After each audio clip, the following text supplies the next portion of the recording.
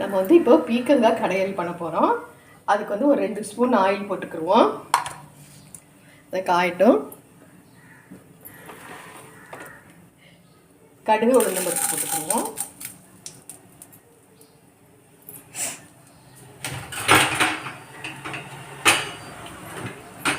நல்லா கடுகு வந்து ரொம்ப டேஸ்ட்டாக இருக்கும் இந்த பீக்கங்காய் கடையல்.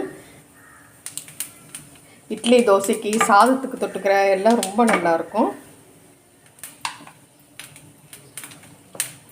கடுகு நல்லா வெடிக்கணும்.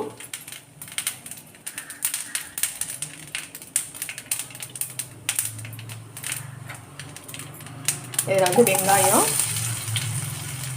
கருவேப்பிலை, பச்சை மிளகாய், 2 தக்காளி,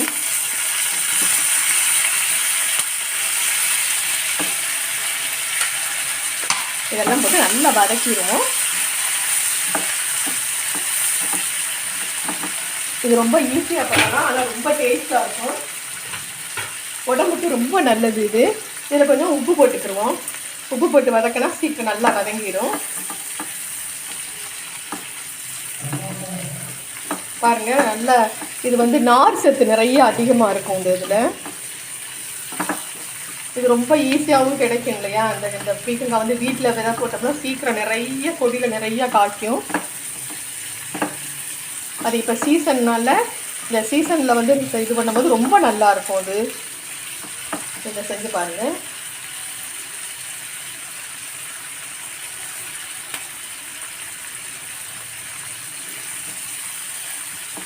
இது நல்லா தக்காளி வந்து நல்லா வதங்கிருக்கும்.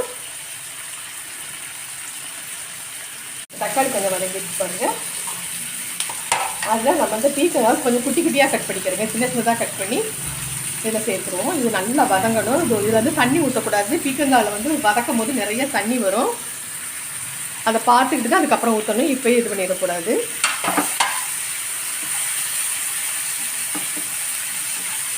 நல்லா வதங்கும். ஒன்று சேர்த்து நம்ம ஏற்கனவே உப்பு போட்டிருக்கோம். இது உப்பு தேவையில்லை.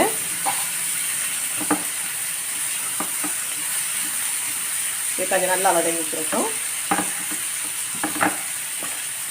இது வந்து நம்ம கொஞ்சம் மூடி போட்டு நம்ம மூடிடுவோம். கொஞ்சம் நேரம் தண்ணி ஊற்றாமல் நம்ம வதக்கிக்கிடுவோம். பாருங்கள், கொஞ்சம் எப்படி வதங்கி இருக்குதுன்னு அதுலேயே கொஞ்சம் தண்ணி வரும். இந்த தண்ணியில் கொஞ்சம் வதங்கிடுச்சுன்னா சீக்கிரம் வெந்துடும். இதில் வந்து நம்ம கொஞ்சம் வேகிறதுக்காக ஒரு டம்ளர் கொஞ்சமாக தண்ணி ஊற்றுவோம். இது நல்லா இன்னும் கொஞ்சம் நல்லா மசிய வேகட்டும். மூடி வச்சுருவோம்.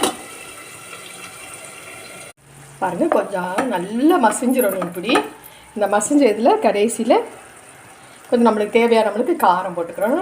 நான் ஒரு ஸ்பூன் மிளகாய் வத்தல் பொடி போட்டிருக்கேன். தனி மிளகாய் தூள் போட்டிருக்கேன். இது இன்னும் உங்களுக்கு வேணும், இன்னும் நல்லா கடையணும் அப்படின்னா கொஞ்சம் கரண்டியை வச்சு நல்லா மசிச்சு விட்டுறலாம். இதான் கடையல் வந்து ரெடி ஆயிடுச்சு. இது ரொம்ப டேஸ்ட்டாக இருக்கும். இதை நீங்களும் செஞ்சு பாருங்கள். ரொம்ப சூப்பர், சீக்கிரம் செஞ்சிடலாம். ரொம்ப டேஸ்ட்டாக இருக்கும் இது. இங்கே பாருங்கள், நம்ம நல்லா க்ளீனாக நம்ம வந்து பீர்க்கங்காய் கடையல் பண்ணியாச்சு. இதை நீங்களும் பண்ணி பாருங்கள், செஞ்சு பாருங்கள். சப்ஸ்கிரைப் பண்ணுங்கள், பெல் பட்டன் அமுக்குங்க. தேங்க்யூ, பாய்.